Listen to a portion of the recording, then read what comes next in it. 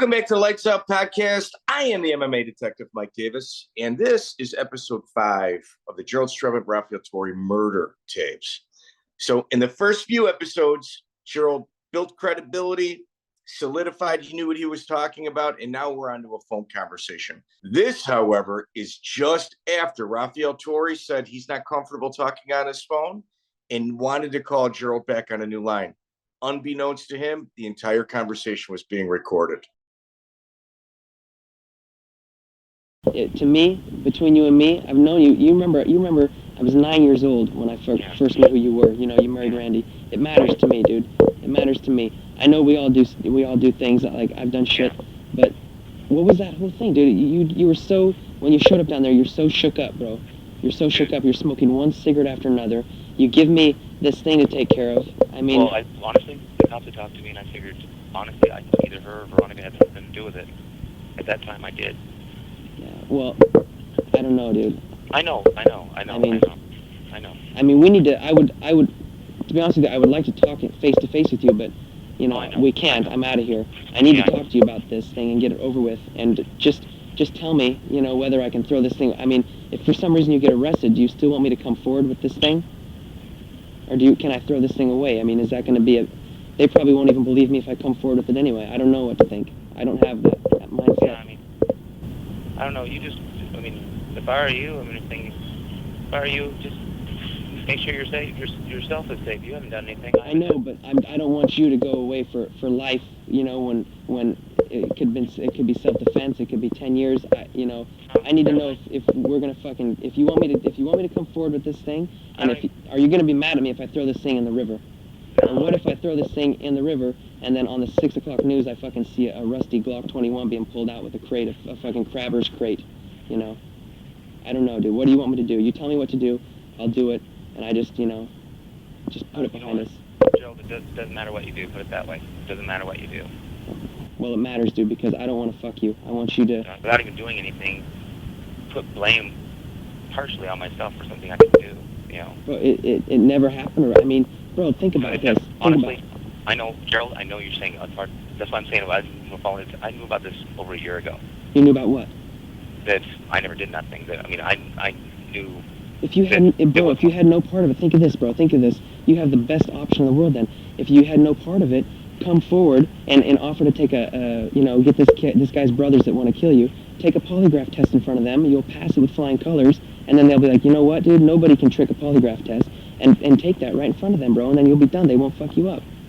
Joe, my lawyer's I already said, I told them the other day, I said, if the cops want to question me again, should I take a polygraph? I said, well, you really shouldn't. I said, you know what, I'll take a polygraph to the cops. I already told them I will. That's perfect. I already told them I will. That's perfect, then. So... No, I'm not worried about, Gerald. Me going to jail is the least of my worries. That's not even what I'm caring about. I know. But why did you tell me the bullshit, dude? Why did you bring that gun down for me? And the whole fucking thing, like in the newspapers, listen to me, in the newspapers, Brian's body was found in the back of his truck in the cardio fit, and that's exactly what you told me, exactly what I was told. Everybody knew that, Gerald. We all knew that. The day they found him, we all got questioned that night. Yeah, so you just fed off that story and gave me all that shit? Dude, I was ready to Gerald. go, dude, trust me, if I took that gun, I was going to go down for you, dude. If they came, like, let's say they searched my parents' house, I would have gone down, dude. How did I know? I didn't know if you were setting me up for the whole thing to take the fall or what. I was with you from the beginning to the end, bro. And I didn't know if I was going to go down in flames or if eventually you would turn on me. But this whole thing has just fucked up everything we ever knew. I know. Put it this way, Gerald. If one thing you'll know is if something happens to me, you'll know that I did care about you and I left something for you, okay? I understand that, bro. Okay, that's fine. So don't even say anything else. I haven't done anything. You haven't done anything. But I did, though, dude, because I know that gun will come back in his name. So I did do something. So I need to I need to know. Throw out the trash, Gerald. Just throw out the trash. Okay. All right, then I'll throw it in the trash. Now, I'm going to throw it in the trash to where it's permanently gone. You know that, right? I mean, there's no recovery. Once I throw that thing, I'm throwing it straight off the North Bend Bridge. Gerald, for one thing, there's no way that it can. Gerald. Yeah. Like I said before, if anything bothers you at all, or threatens you or anything. I mean, I haven't done anything, so. So then it doesn't. So then there's no way that this. Don't worry about it. Don't even worry about anything because I haven't done anything, and I'm not asking you to do anything, and I'm not telling you to do anything. But if you do anything that makes you feel comfortable or anything, as long as you know that I'm not coming after you. That hurts too, but I mean I understand. But dude, listen, I totally understand. Please, Gerald, don't even say anything. I understand why you feel that way. I can see why. Okay. You know, I mean, but honestly, please, like I said, just keep your promise to me about Nico. I am, dude. I hear you, bro. And I'm gonna listen. If there's no way that thing can help you out, if you go to court. No, it can't. What's that? No, it can't. Okay, then I'm throwing it away. Then it does nothing for either of us. Yeah, if you're telling any stories or anything wouldn't do anything good for me. I haven't done anything, so. Okay. You know, all right then. I mean, as I said before, I felt like at one point I thought maybe possibly people I knew might have something to do with something, and I felt guilty, like, oh my God, you know, and then I try to protect somebody, and then find out that about a year, 3 months ago or something, I found out that there's no possible way they could have done it or had anything to do with it. So you said that you're trying to protect Angel.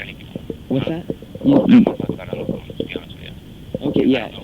I don't understand. If the threat is so serious, dude, there's got to be something you can do about it. You know, if you want, bro, you know, I'll come back down there and help you with some. You know, if his brothers are gonna jack you, dude, I'm not gonna allow it. Gerald, put it this way: I love Angel, and I've never loved anybody in my life before. I've never loved anybody in my life before this kind of love. I mean, a woman love. You know, I've always just used all of them. And I've actually loved her and I want to protect her, and you know, I want to take care of her. Yeah, I totally understand. These guys coming after her. Okay. I mean, realistically, I think the cops probably think that me and her had something to do with it, but they know that I didn't do it. They know you didn't? They know I didn't do DNA. Oh, okay. I didn't know there'd been any I didn't even know there'd been any types of discoveries or anything. The lawyers, they took blood samples out of the car, out of his truck. Okay. Well, when they went to the doctor, my lawyer told me that they cross-matched the blood when I was at the doctor.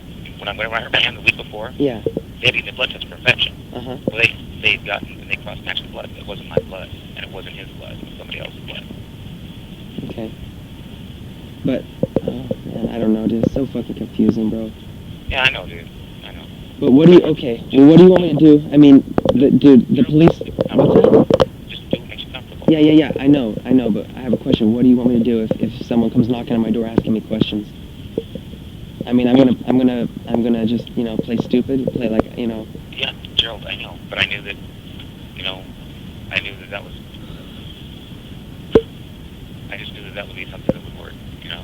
Well, yeah, I would say that worked pretty damn good. So, was that even his 21 that I have, or what? Yeah, dude, it was in his truck. Okay. Well, at least that's fucking true then. What's that? At least that's true then. I mean, I'm just trying to piece together this puzzle, dude. It seems like everything, you know, bro. I believed in you so much with the martial arts, dude. I told everybody that you were the real deal, and then I just believed everything all along the way. And then I just keep finding out this is wrong, that's a lie. You know, I don't know, dude. Everything is, you know, everything is cool. I totally understand where you're coming from there, dude. You know, I just... Are they even looking for this then, or can I sell this at a gun show? I mean, I'm fucking completely broke. You know, I just lost everything in the UFC. You didn't get any money from that fight, huh? What's that? No, I made $1,700, and I had to pay $1,500 for my MRA of my brain, and then I had to pay for my trip from Big Bear. You know, I mean, I just had expenses, so that's the only fucking plus side that could come out of me from me having this is if you'll let me sell this at a gun show, I can at least get like $300 or $400 or $500. Oh. You know, is it going to come back? Anything like that. What's that? I wouldn't want to do anything like that. Okay, well, I don't know if it's, you know, something they're looking for or whatever, but... Well, I don't know. I mean, I don't know. Okay. All right, man. Well, I don't know what else to say. Well, Mike, Gerald Strebendt Rafiel Torre Murder Tapes episode 5 is in the books. And, you know, this is the last we'll hear of Rafiel Torre in this series. But I think, you know, His voice has rung loudly in these last two episodes, Mike. Strebendt was masterful on kind of weaving in and out and continuing to beat the subject of what exactly took place without actually talking about it, but doing it in a way to where, I mean, every flag in a book is raised. So the two police officers on this case, the two detectives on this case, they got to be frothing at the mouth at this point. And Rafiel's excuse, well, you know, the family's about to kill me. The family's about to kill me, which may or may not be true, but as salacious as it sounds, it's kind of more something to kind of, woe is me, feel sorry for me. I had nothing to do with this. Angel had nothing to do with this. It's interesting, man. Just kind of just what a sociopath Rafiel Torre really is. Yeah, you know, I mean, he tries to play the smart game, and he, you know, at some point he tells Gerald, I think in the previous episode, he says, I don't know what you're talking about, you know, when he refers to the gun the first time. But as you mentioned, Strebendt was pretty masterful. He did get the conversation exactly where it needed to go, to the point where he said to him, and I guess the most indicting moment in terms of what I was looking at, or maybe what the police were looking at, is he says to him, so that whole conversation where you came down and you this, that, and the other thing, that was all fake. He's like, no, that was true. He's like, and then you told me that he says, no, the gun was in the car. So at that point, he's admitted to, like, yeah, all that, like, the thing. Whatever evidence that could have freed him. Talking about the thing, and he didn't know what they were talking about when it was a gun. He just said, no, it was in the car. So at that point, his defenses were completely mauled by Strebendt's, mastery. I don't know if that's the right word for it, but we'll go with it. Yeah. I mean, it's like he definitely lured Rafiel in, and Rafiel's ego didn't allow him to shut up. Like, if you just been like, I have no idea what you're talking about. If Rafiel just said from beginning to end, I have no idea what you're talking about. I mean, he got away with the murder. The gun's in Gerald's possession. You know, I don't know how Gerald got it. I mean, it's just, if you're going to do something like this and you got to bring other people in, especially when they're not necessary, you know, I'm anti-murder. Like, outside of like child predatory behavior and stealing, murder, like that's kind of one of the big three things that, yeah, there's not much lower than that. So you're dealing with somebody that is not a real, like, his moral compass is, you know, wavering at best. Yeah, no, that's the thing is I think, you know, that along with lifetime of fraud involving the martial arts and stuff, you can't fault Gerald for questioning Rafiel whether you can trust the guy or not. The guy's right, you know, career and everything's built on a fraud, and the guy's capable of murder. So that's a really uncomfortable package of somebody you got to deal with, like, at times as a trainer, I guess, on a daily basis. You know what I mean? So yeah, I think, you know, like I said, I don't think Gerald's performance in these tapes is such that he's going to convince everybody. There are going to be some people that are still going to be, you know, because that's just the nature of the game. You don't get 100% votes, you know, unless it's fixed.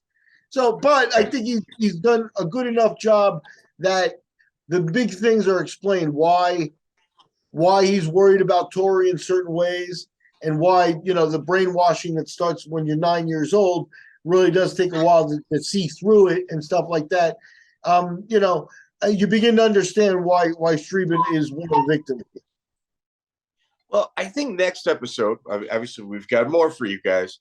What I think we should do is kind of start with Rafiel's credibility. Maybe we use that King of the Cage entrance of Bruce Buffer, his announcing of Rafiel Torre, so people can really understand how much weight in the mixed martial arts and jiu-jitsu world Rafiel Torre actually had. Because, man, Bruce, he's tucking that kid into bed, giving him a kiss goodnight, and reading him a bedtime story. So it's pretty crazy. So why don't we start with that next episode, and then we go into more. We'll go into more of the tapes. All right. See you guys in a week. Please like, share, subscribe. You guys. it's crazy how many people know this case that aren't listening. We're having some issues with the algorithms. We don't pay for likes or views. We just don't have that ability right now. If you guys could please like, share, subscribe for us, get a little more eyes on what it is we're doing, it'd be greatly, greatly appreciated.